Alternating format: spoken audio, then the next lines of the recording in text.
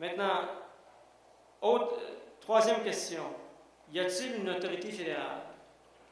Alors, dans le contexte de la loi, le terme autorité fédérale renvoie à un organisme fédéral qui peut avoir une expertise ou un mandat pertinent au projet proposé. Ça peut être les ministres, les ministères, les établissements publics, les agences gouvernementales, etc., etc.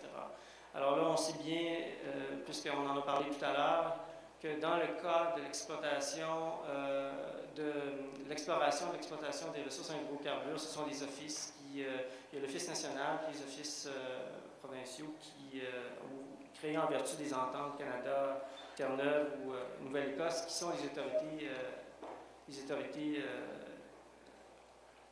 gouvernementales qui entrent dans l'application de la loi.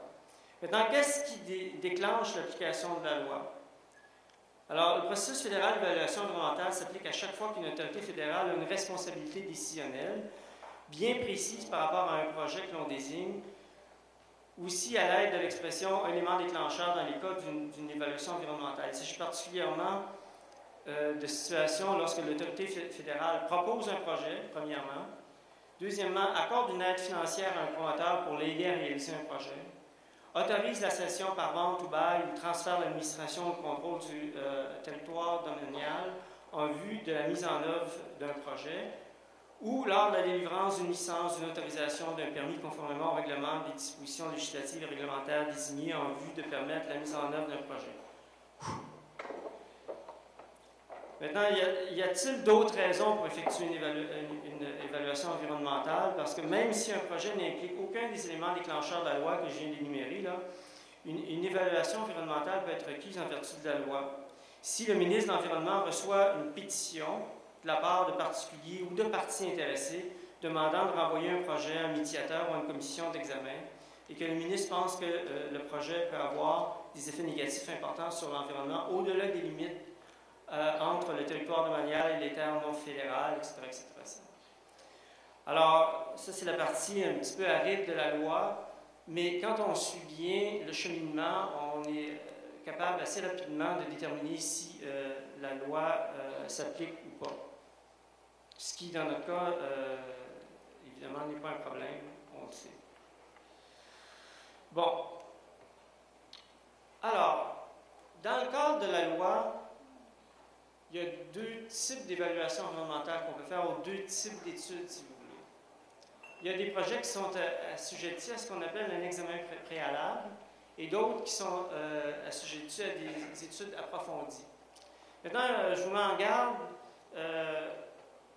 concernant le libellé qui est utilisé. Parce que quand on utilise le terme examen préalable, on est tenté de penser que c'est préalable à d'autres choses. Mais dans ce cas-là, c'est plutôt préalable à la réalisation de l'activité. Alors, ce n'est pas un screening au sens où je l'ai décrit tout à l'heure. C'est-à-dire que dans le cadre d'un examen préalable, on ne fait pas une étude pour déterminer si on va réaliser une étude d'impact. L'examen préalable, c'est une étude d'impact.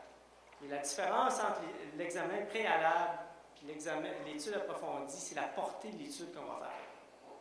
Mais un examen préalable peut donner lieu à une étude d'impact importante. Ça dépend du type de projet. Mais la portée n'est pas tout à fait la même, puis on va voir de quoi il en est. Alors, qu'est-ce que c'est un examen préalable? L'examen préalable est une approche systématique visant à identifier et à documenter les effets environnementaux d'un projet s'il y a lieu d'atténuer les impacts. Qui fait cet examen-là? C'est l'autorité responsable. Alors, dans ce cas-ci, si on parle de l'exploration, ça se trouve à être la régie responsable, soit la régie fédérale à l'échelle nationale ou les régies créées en vertu des ententes spécifiques. Pour la phase exploration. Maintenant, qu'est-ce qu'on analyse quand on fait un examen préalable? D'abord, les effets environnementaux du projet, incluant les accidents et défaillances, les impacts cumulatifs, je reviendrai là-dessus tout à l'heure, l'importance des effets, on utilise un mot effet ici, mais on peut l'associer aussi au terme impact, là, comme on l'a vu tout à l'heure. Observation du public à cet égard, les mesures d'atténuation sur les effets importants et la nécessité ou autres moyens de réaliser le projet. C'est ça qu'on analyse. Quand on parle de la portée de l'étude, ce sont les éléments qu'on analyse dans le cas d'un examen préalable. Maintenant, quelles sont les conséquences de cet examen préalable-là? Alors, on produit un rapport. Maintenant, il y a plusieurs possibilités ou conséquences à ça. Si l'effet est faible, bien là, l'autorité responsable peut exercer sa compétence et aller de l'avant. Mais si on découvre qu'il y a des effets importants, mais on n'est pas sûr de... Ou si il y a des effets importants, puis on ne sait pas si vraiment c'est justifiable, ou qu'il y a des préoccupations du public qui sont importantes, bien là, l'autorité responsable doit, j'insiste sur le mot « doit », c'est ce qui est écrit dans la loi, doit demander au ministre de l'Environnement de renvoyer le projet à un médiateur ou à une commission d'examen. Je reviendrai là-dessus tout à l'heure. Si les effets sont importants et injustifiables, bien là, l'autorité responsable n'exerce pas sa compétence. Alors, voyez-vous, il y a différentes possibilités qui sont clairement énoncées. Maintenant, les études approfondies desquelles je parlais tout à l'heure. Alors, quels sont les éléments déclencheurs? Bien, il y a une liste des projets qui sont assujettis aux études approfondies. Et dans le cas qui nous intéresse, c'est l'exploitation. Tantôt, on parlait d'exploration, exploration, examen préalable, exploitation, études approfondies. Qui fait l'étude approfondie? C'est l'Agence canadienne d'évaluation environnementale. Ce n'est plus l'autorité responsable.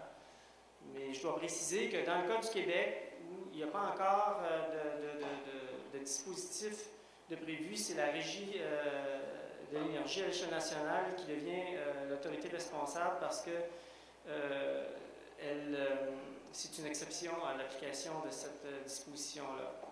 Quand c'est des projets que la Régie nationale gère, c'est elle qui prend en charge l'étude approfondie. Alors que dans les autres cas, c'est l'Agence canadienne. Maintenant, qu'est-ce qu'on examine dans une étude approfondie de plus que ce qu'on a énuméré tout à l'heure? Alors là, on se questionne sur la raison d'être du projet. Ah bien là, c'est important, là, on est à un autre niveau. Parce que là, quand on se met à se questionner sur la raison d'être d'un projet, bien là, on questionne sa pertinence même. Alors, on est à un autre niveau de questionnement.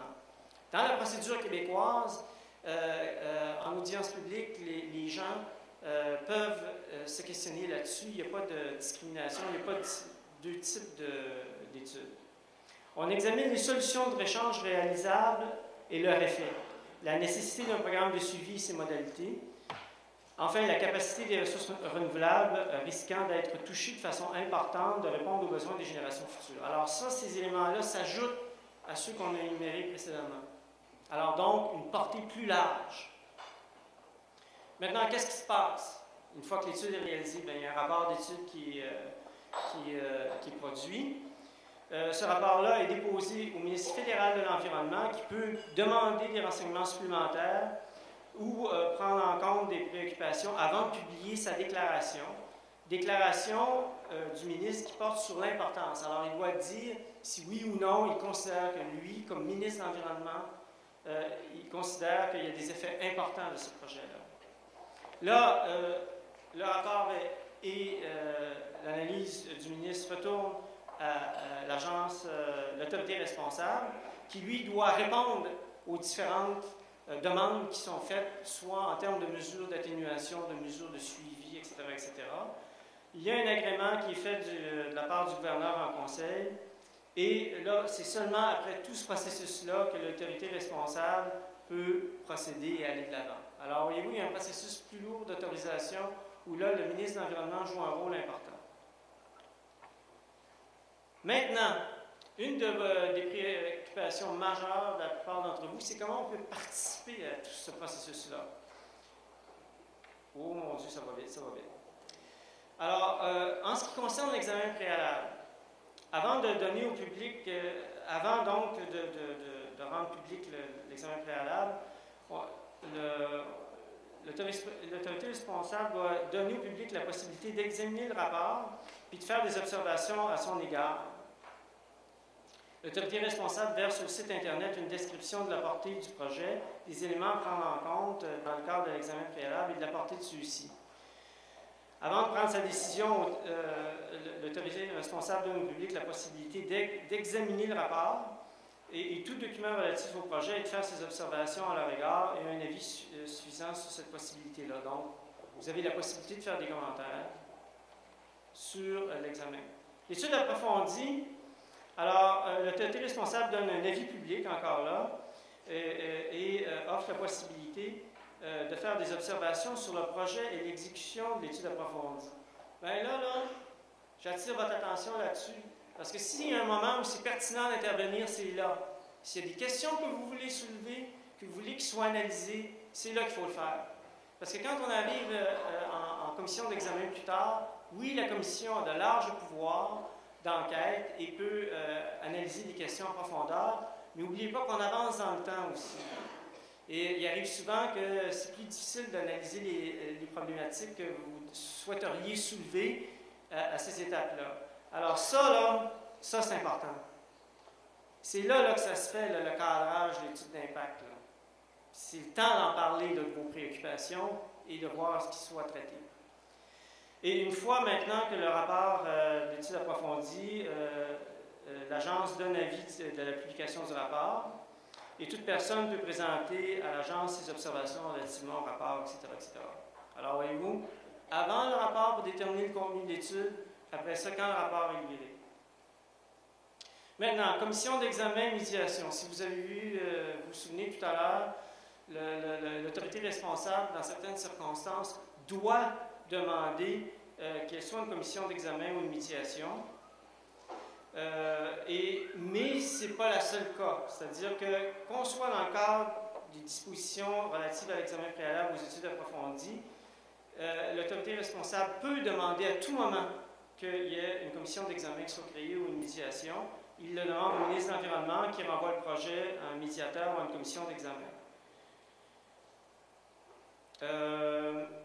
La commission d'examen comme telle, bien, ça se passe un petit peu comme ceux qui sont plus familiers avec les audiences ouvertes, un peu de la même façon, c'est-à-dire qu'il y a une période d'information où les gens peuvent poser des questions sur le projet, etc., et après ça, donner leur opinion. Je n'irai pas dans ce détail-là, puisqu'il nous manque de temps. Les suites à donner au rapport d'examen ou de médiation, bien, il y a un dépôt du rapport au ministre fédéral de l'Environnement. Rapport de la commission est rendu public. L'autorité responsable répond du contenu du rapport au gouvernement. Il y a un agrément du gouverneur à l'exercice des attributions. J'attire votre attention sur la différence entre la médiation et les commissions d'examen. Au fédéral, on m'a dit qu'il y avait très peu de médiation, de cas de médiation rapportés, mais au Québec, la médiation a été très utilisée comme un processus alternatif à l'audience publique. Il faut comprendre là, que quand on va en médiation, c'est une négociation. Hein. C'est une négociation, en tout cas, si je prends le cas du Québec, derrière des portes closes, et si la nature même du projet ou sa justification est remise en cause, il n'est pas question de négocier. Je me souviens d'un cas d'un projet de barrage, les opposants, il y avait un argument, un seul argument. Vous ne viendrez pas arracher notre rivière pour envoyer l'électricité à Montréal. C'était ça l'argument. Ils ne discutaient même pas d'impact de mesures d'atténuation. Ils n'en voulaient pas. Alors à ce moment-là, un processus de médiation est très plus approprié à négocier. Alors, la médiation est applicable que dans les cas où il n'y a pas de désaccord fondamental sur le projet, mais qu'il y a certaines choses, certains ajustements qui doivent y être apportés, et on introduit un processus de négociation, de discussion, qui est moins lourd que celui qui est relatif à une commission d'examen.